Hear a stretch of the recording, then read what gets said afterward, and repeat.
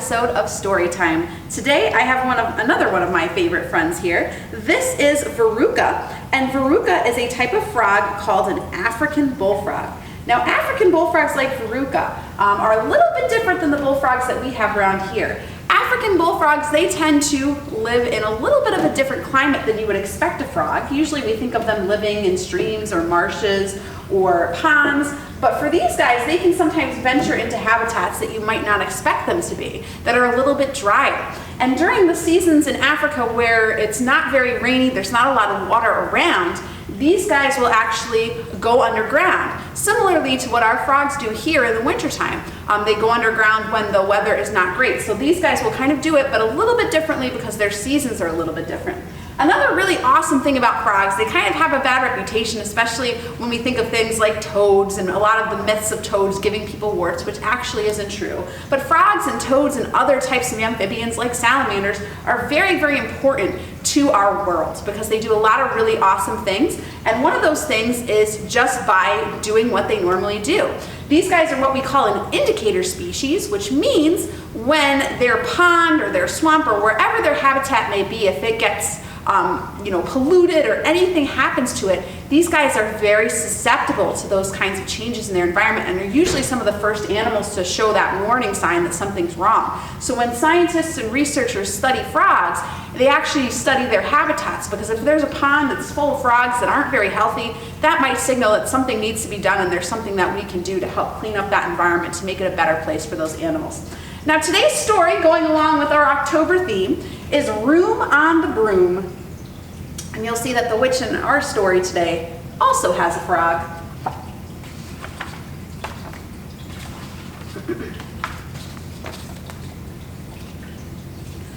The witch had a cat and a hat that was black and long ginger hair in a braid down her back. How the cat purred and how the witch grinned as they sat on their broomstick and flew through the wind. But how the witch wailed and how the cat spat when the wind blew so wildly it blew off the hat.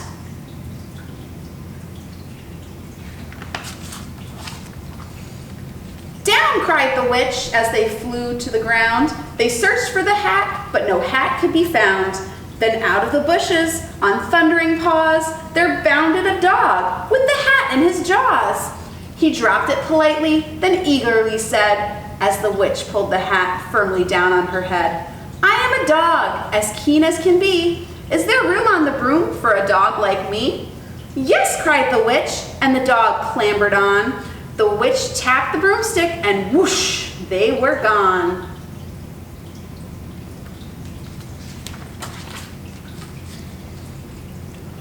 Over the fields and the forest they flew. The dog wagged his tail, and the stormy wind blew.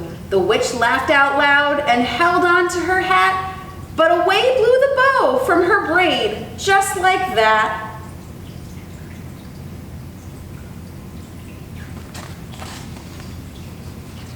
Down, cried the witch as they flew to the ground. They searched for the bow, but no bow could be found. Then out from the tree, and with an ear-splitting shriek, there flapped a green bird with the bow in her beak. She dropped it politely and bent her head low, then said, as the witch tied her braid in a bow, I am a bird, as green as can be. Is there room on the broom for a bird like me?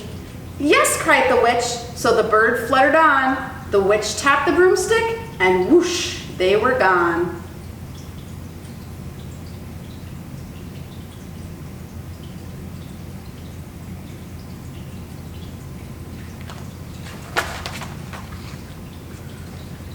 Over the reeds and the rivers they flew. The birds shrieked with glee and the stormy wind blew. They shot through the sky to the back of beyond.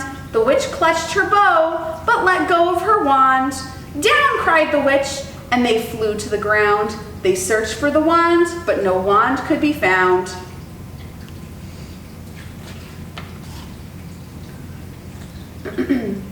Then all of a sudden, from out of the pond, leaped a dripping wet frog with a dripping wet wand. He dropped it politely, then said with a croak, as the witch dried the wand on the fold of her cloak, I am a frog, as clean as can be. Is there room on the broom for a frog like me? "Yes," said the witch, so the frog bounded on. The witch tapped the broomstick, and whoosh, they were gone. Over the moors and the mountains they flew. The frog jumped for joy, and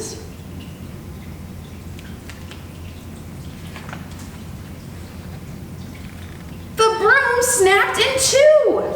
Down fell the cat and the dog and the frog. Down they went tumbling into a bog. The witch's half broomstick flew into a cloud, and the witch heard a roar that was scary and loud.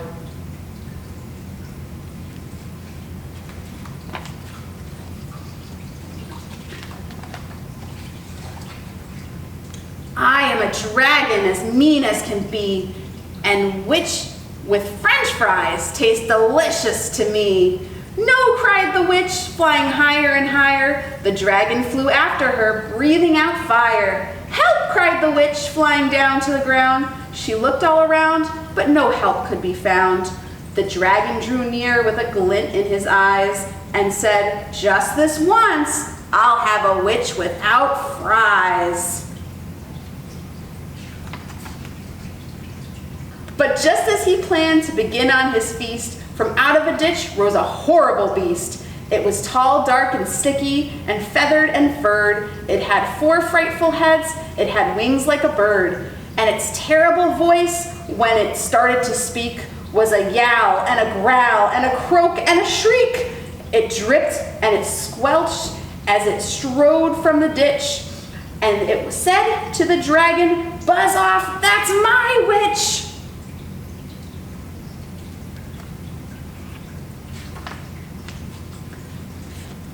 The dragon drew back and he started to shake. "I'm sorry," he spluttered. "I made a mistake. It's nice to have met you, but now I must fly."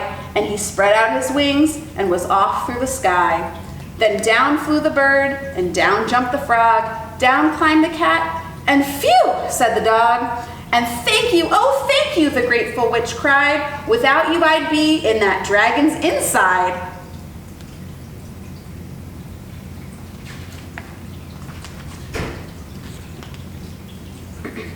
Then she filled up her cauldron and said with a grin, "Find something, everyone, throw something in." So the frog found a lily, and the cat found a cone, the bird found a twig, and the dog found a bone. They threw them all in, and the witch stirred them well, and while she was stirring, she muttered a spell. Iggity, ziggity, zaggity, zoom. Then out rose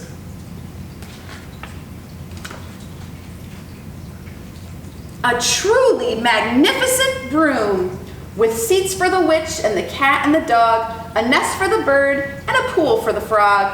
"Yes," cried the witch, and they all clambered on. The witch tapped the broomstick, and whoosh, they were gone.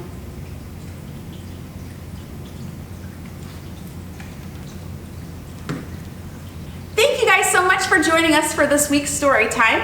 Be sure to check out our website and our Facebook page. We have a really awesome event coming up this weekend, our Haunted Trail at Beaver Sprite, our Conservation Nature Center out in Dodgeville, Oppenheim, New York. You can sign up for a time slot right online. The event is this Saturday from 2 to 7, so feel free to come on down, do a little fun trick-or-treating, and also walk some of the real cool spooky trails. See you soon!